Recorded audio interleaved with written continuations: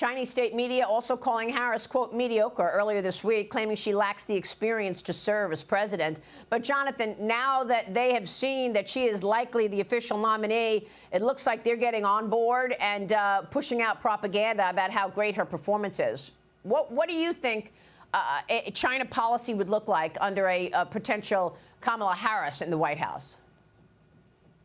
Well, look, first of all, I mean, as our Congress has been working extremely hard to get this app, to get the Communist Party out of this app, it's just not responsible for our political figures to be using it. I mean, that goes totally in the opposite direction of what everybody has told us in national security, from the FBI to, pretty much the entire picture, telling us how Beijing is involved in this. So I think we have to be mindful of that. People shouldn't be using this thing. We've seen bad examples of that really across the board at this point.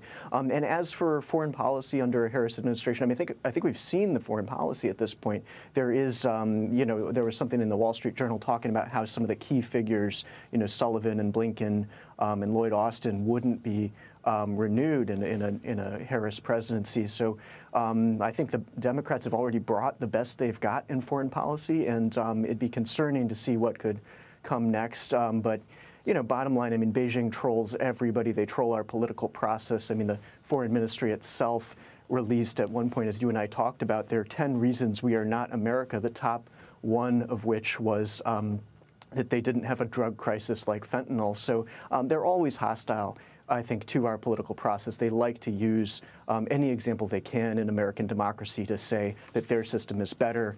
And we've seen that since the Soviet Union with our adversaries sort of trying to poke holes in what we do and how we do things here. So I don't think we should be too alarmed by that. But we do have to get them out of our, sort of means of information, which, I mean, TikTok is used by so many Americans at this point that if you can't get the CCP out of the app, we know it happens. Congress has already passed that bill, and I think we need to see some unity on that across our political process. So, I mean, when you look at TikTok, what do you think is the most threatening area there? Is it the propaganda coming from the CCP?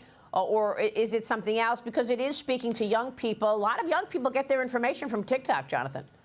Maria, I think it's the fact that what we saw this year, where they sent a push notification to tens of millions of Americans saying, call your congressperson, and then it gave them a button to call that. I mean, imagine if they were attacking Taiwan or blockading Taiwan, and they said, call your congressman, Taiwan is an inalienable part of China, and you have all kinds of people. I mean, imagine what the propaganda would look like on that day. And this is an app used by 170 million Americans.